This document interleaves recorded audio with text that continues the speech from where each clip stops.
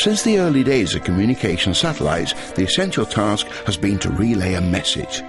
Satellites are used whenever you want to send a signal across a distance of more than a few hundred kilometres. It's simpler and more cost-effective than laying a cable.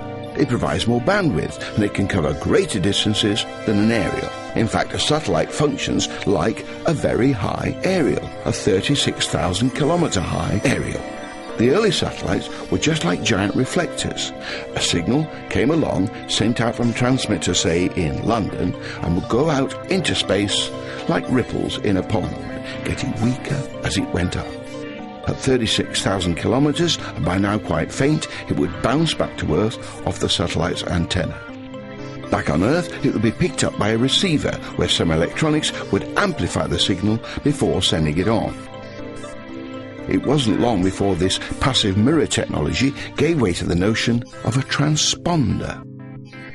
That is, the satellite picks up a signal, then, powered by large solar panels that produce electricity, amplifies the signal and sends it back down again.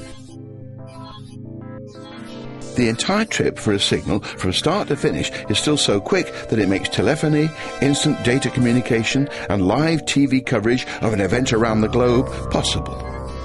Because the satellite is amplifying the signal, you get beautifully clean reception anywhere under the huge area of a satellite footprint, while the size of the dishes that send and pick up the signal can be much reduced. Small enough, in fact, to put on an ordinary domestic roof. This is what we mean by direct-to-home transmission. It can also be put on a car or even in a suitcase.